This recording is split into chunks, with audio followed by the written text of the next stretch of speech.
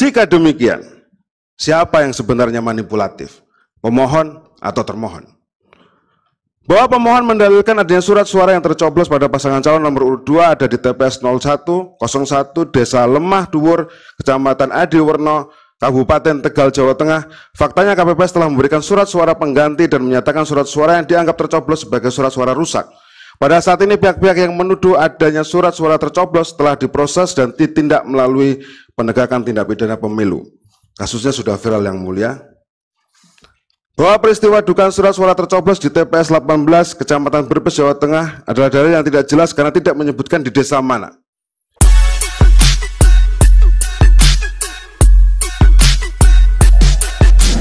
Bahwa selanjutnya pemohon mendalilkan tidak netralnya calon anggota KPU terpilih dengan menghubungkannya pada persoalan verifikasi partai politik. Penting termohon tegaskan, proses tahapan verifikasi partai politik telah diawasi oleh Bawaslu. Segala sengketa yang terjadi dalam proses pelaksanaan verifikasi partai politik telah diperiksa dan diputus oleh Bawaslu serta Pengadilan Tata Usaha Negara berdasarkan pasal 468, pasal 469 dan pasal 470 Undang-Undang Pemilu.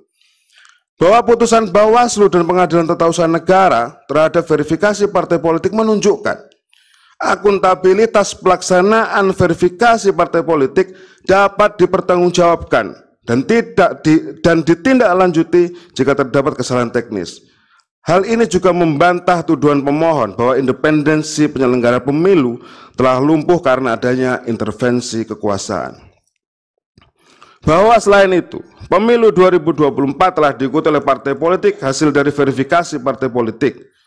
Bahkan hasil perolehan suara partai politik dalam pemilihan umum 2024 yang diikuti oleh partai politik hasil verifikasi telah ditetapkan melalui keputusan KPU nomor 360 tahun 2024 tentang penetapan hasil pemilihan umum presiden dan wakil presiden, anggota Dewan Perwakilan Rakyat, Dewan Perwakilan Daerah, Dewan Perwakilan Rakyat Daerah Provinsi, dan Dewan Perwakilan Rakyat Daerah Kabupaten Kota secara nasional dalam pemilihan umum tahun 2024. Bahwa dengan demikian, dalil pemohon yang meyakini independensi penyelenggara pemilu telah lumpuh karena intervensi kekuasaan telah terbantahkan sebab proses penyelenggaraan pemilu telah terlaksana dengan langsung, umum, bebas, rahasia, jujur, dan adil.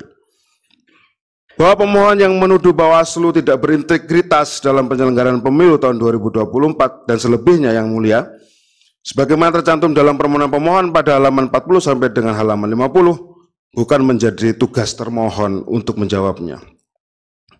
Bahwa pemohon mendalilkan nepotisme pasangan calon nomor urut 2 menggunakan lembaga kepresidenan yang tercantum pada halaman 50 sampai dengan halaman 58 ditujukan oleh pemohon kepada pihak terkait. Dalam hal ini termohon tidak memiliki kewenangan untuk menanggapinya. Bahwa pemohon mendalilkan pengangkatan pejabat kepala daerah yang masif dan digunakan untuk mengarahkan pilihan yang terdapat dalam permohonan pemohon pada halaman 58 sampai dengan halaman 66 serta dalil pejabat kepala daerah menggerakkan struktur di bawahnya yang ada di halaman 66 sampai dengan halaman 63 permohonan pemohon bukan pula menjadi tugas dan tanggung jawab termohon untuk membantahnya. Pengangkatan pejabat kepala daerah masuk dalam ruang lingkup pemerintahan daerah. Bahwa pemohon menyatakan keterlibatan aparat negara yang tercantum dalam halaman 67 sampai dengan halaman 77 lagi-lagi tidak menjadi ruang lingkup termohon untuk menangkalnya. Bahwa pemohon menyampaikan pengerahan kepala desa yang tertera pada halaman 77 sampai dengan halaman 82 lagi-lagi juga bukan menjadi beban termohon untuk menyangkalnya. Bahwa pemohon menuliskan dalam permohonannya tentang adanya undangan Presiden Joko Widodo kepada Ketua Umum Partai Politik Koalisi di Istana yang tercantum dalam halaman 83 permohonan pemohon bukanlah menjadi kewenangan termohon untuk menyanggahnya.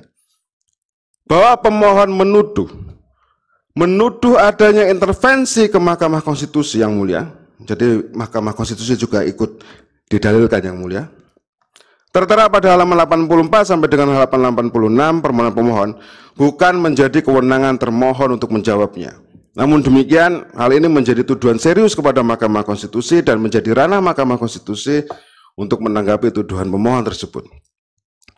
Bahwa pemohon mendalilkan penyalahgunaan bantuan sosial dengan melanggar Undang-Undang APBN dan dampaknya bagi perolehan suara pasangan calon nomor urut 2 yang dicantumkan di halaman 86 sampai dengan halaman 92 permohonan pemohon lagi-lagi tidak menjadi kewenangan termohon untuk membantahnya. bahwa pemohon menyatakan kenaikan gaji dan tunjangan penyelenggara pemilu di momen kritis yang dalam uraiannya menunjuk pada kenaikan tunjangan kinerja pegawai Bawaslu. Nah, ini sekarang urusannya Bawaslu ini. Melalui Perpres nomor 18 tahun 2024 bukan menjadi urusan rumah tangga termohon, tetapi urusan domestik Bawaslu. Sekali lagi termohon tidak mempunyai kewenangan untuk menjawabnya.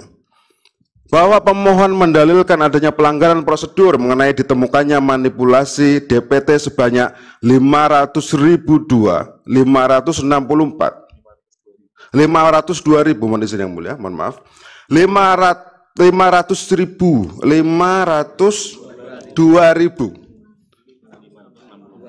ya. Yang mana yang benar itu? 502.000 yang mulia. 564 pada bulan Juli 2023 di Jawa Tengah telah diperiksa dan diputus oleh Bawaslu Jawa Tengah melalui putusan nomor 001/BWSL/BWSL/PV/14.00/2 tanggal 6 Maret 2024.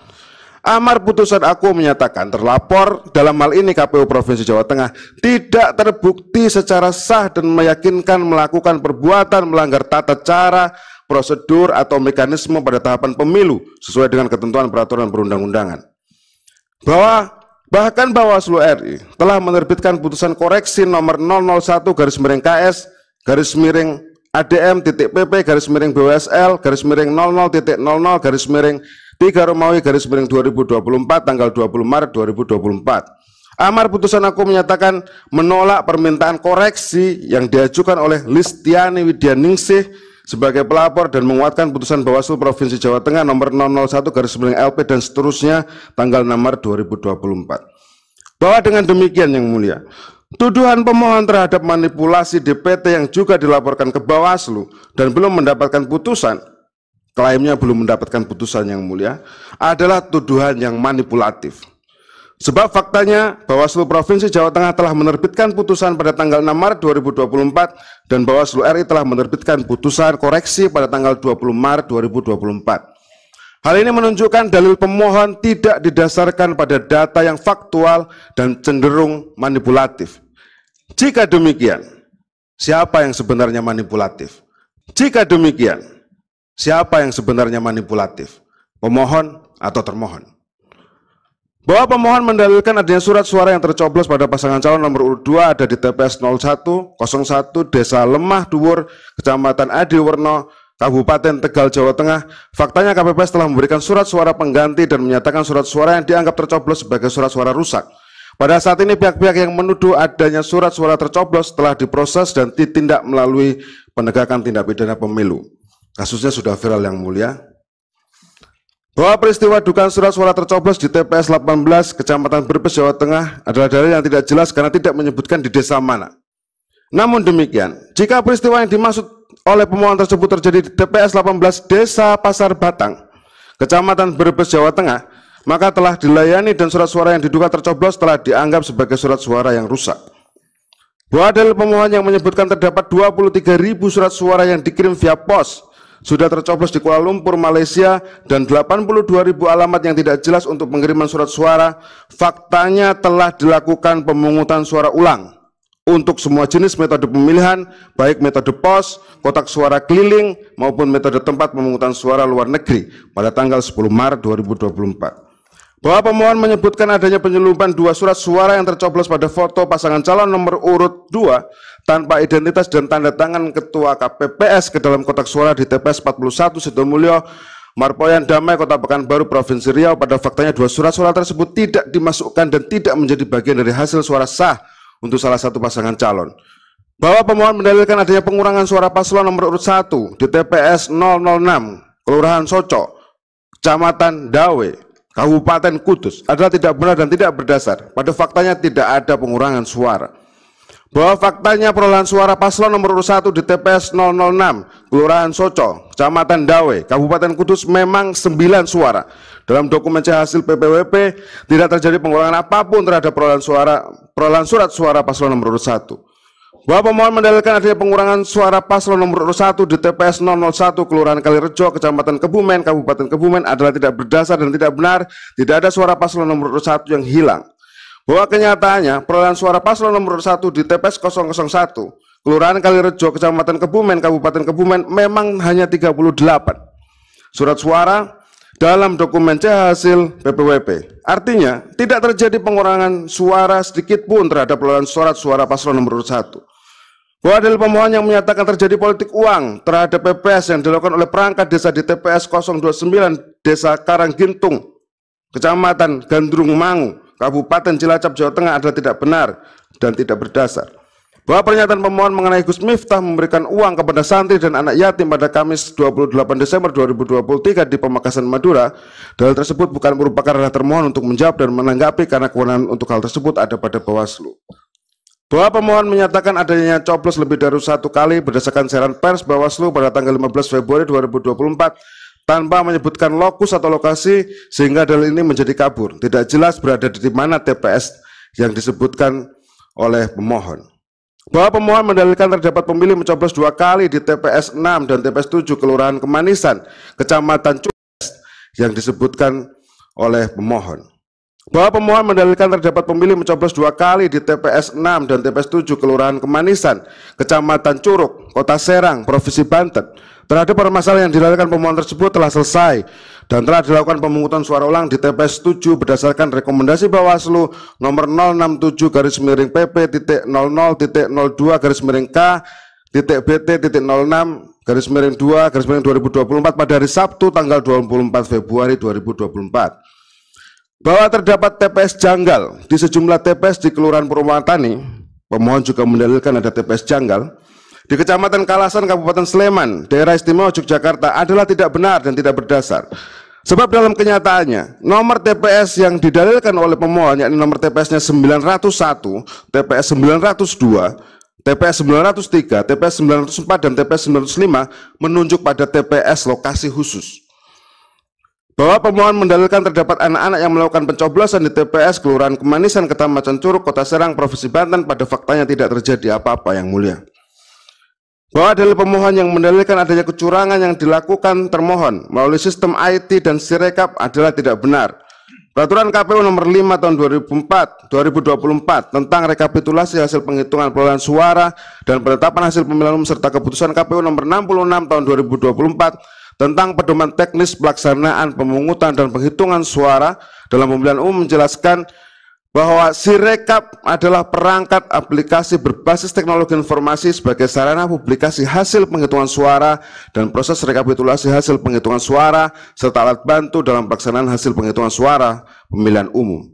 Bahwa Sirekap menjadi alat bantu untuk meningkatkan transparansi dan akuntabilitas penyelenggaraan pemilihan umum. Dalam proses yang terbuka ini, masyarakat dapat melakukan cek dan memberikan koreksi terhadap data yang ditulis oleh KPPS pada formulir C hasil. Sebagai bentuk transparansi, KPU Inkasu termohon telah membuka akses kepada seluruh masyarakat Indonesia baik di dalam maupun di luar negeri untuk dapat melihat hasil perolehan suara berdasarkan formulir C hasil dan hasil konversi data oleh Sirekap melalui portal pemilu 2024.kpu.go.id.